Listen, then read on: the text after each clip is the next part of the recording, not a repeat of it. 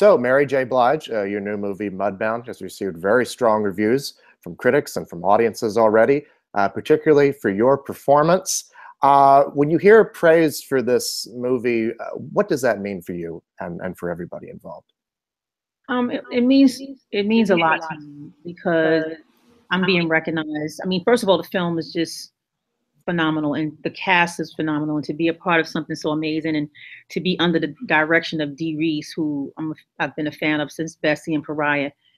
It's just I don't even really I don't even really have a lot of words except for I'm just completely honored and blessed to be a part of something so amazing, and to be recognized as an actress is just the cherry on the cake because I didn't see any of this coming. I mean, I knew I went to do some great work, and I wanted to start the next chapter of my career, but I didn't expect for anyone to, you know, I didn't expect to have Oscar buzz and things like that, you know. I should say that you've already been nominated by the Gothams for Breakthrough Performer.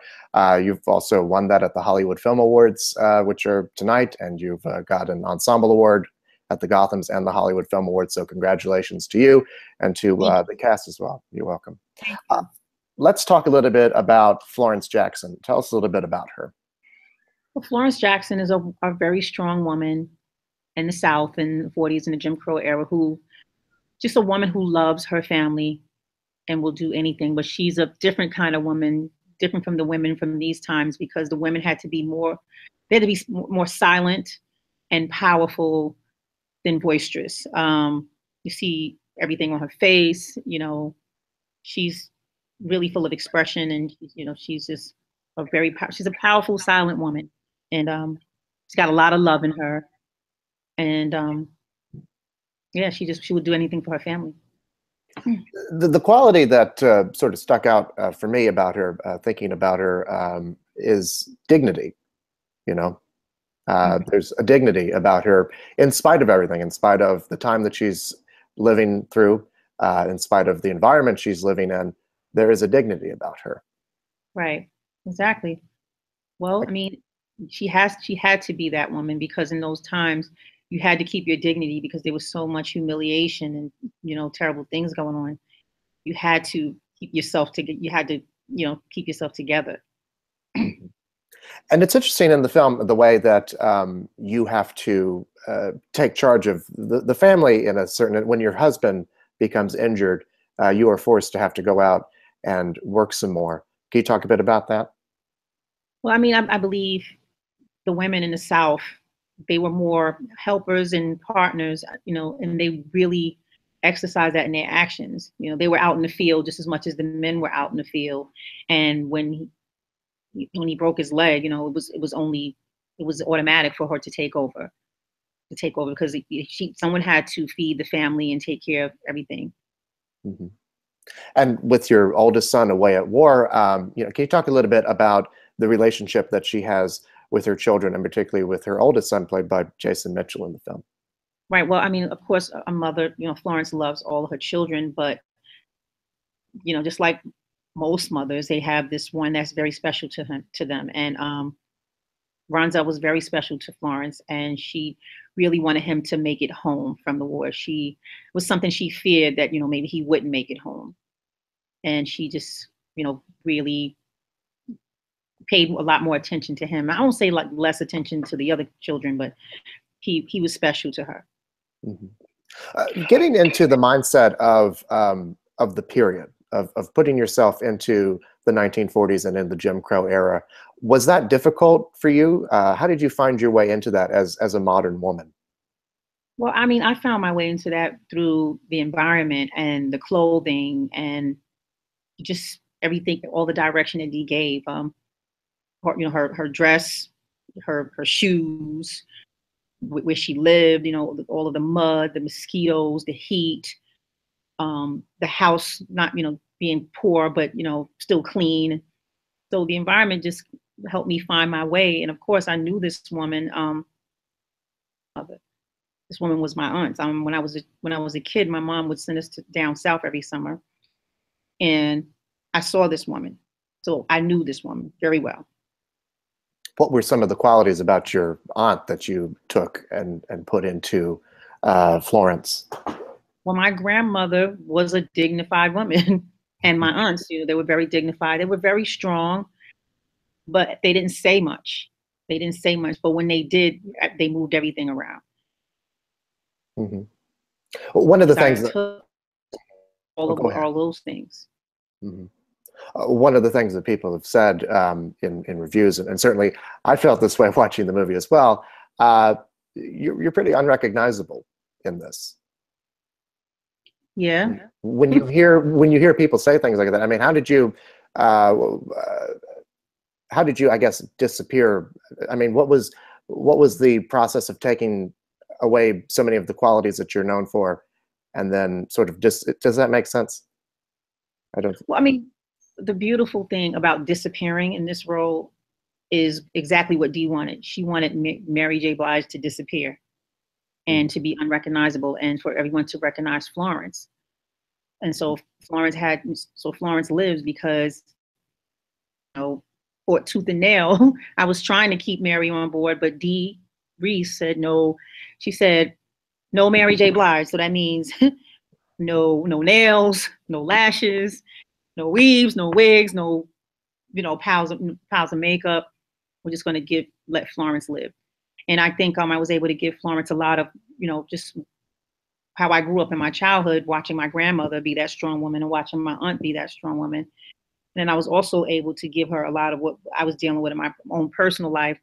So I was able to surrender because I really didn't have a lot to hold on to in my real life. I was able to just completely just surrender to Florence once I did surrender. Was there a scene that was particularly difficult for you to do? Something that you had trouble with approaching, or what was the most difficult part for you? I think the most difficult part for me was the scene where when I found my son, strung up by the Ku Klux Klan. Mm-hmm. That was heavy. I think that was heavy for all of us. It's certainly a difficult scene to watch, so I can only imagine what it would be like to be in that moment. And what did you do in order to prepare yourself for that? We did nothing. We just went into it. We stood in the rain because it was raining that night, and when it was time, we just went into it. And I guess just going right into it just makes it even more effective because, it's just painful to see. Painful for a mother to see. Right. I wanted to ask you a bit more about working with Dee Rees. Can you talk a bit about what that collaboration was like? Working with Dee Rees was a joy. It was so pleasant. One of the best experiences I probably have in my career. One of them, because she was so sure of herself and so strong, so assertive, and yet humble and a team player. All these things just made everything easy to give her what she wanted. Really a gift and a joy to watch her every day come on the set when it's 100-something degree weather every day, and her just be consistent, like the same person every day. Mm-hmm. And shooting in Louisiana, what did that add to?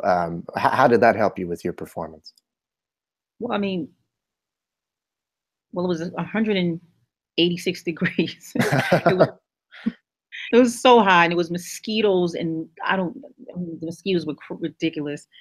And New Orleans, I mean, the plantation, I think we shot on a plantation. So it all helped. It all just keeps you in character. It all just keeps it all into perspective. Mm-hmm. Now, you also have a song in the movie, Mighty River. Can you talk a little bit about that?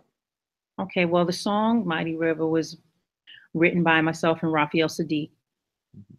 And the Mighty River is, to me, I believe, the silver lining in the movie, which is love, which is what, in the end, saves the day. And I just wanted to always speak about the silver lining because there's so much darkness. I could have spoke about all the darkness, but in the song I say, our blood is red. We're not so different, like we're saying. And if we can get rid of our differences, love is the only thing that's going to help us to get rid of our differences. So that's basically what Mighty River is about. Just love being the mighty river. That's going to help clean us up from all this hatred and stuff like that. And really, I mean, it speaks to the theme of the movie, particularly in one of the central relationships of the movie between your son and Jamie, Garrett Hedlund's character.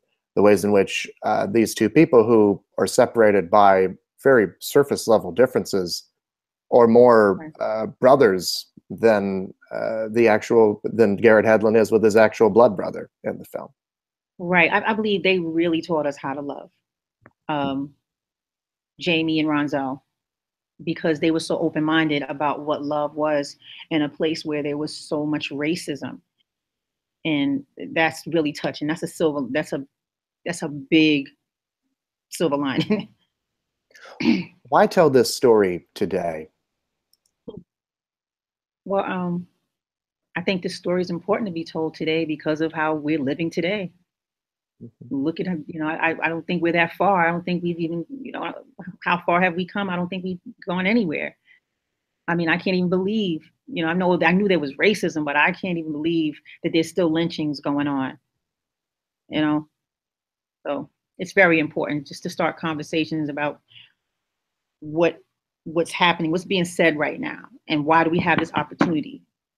Opportunities so we can learn, how to love each other. Mm-hmm.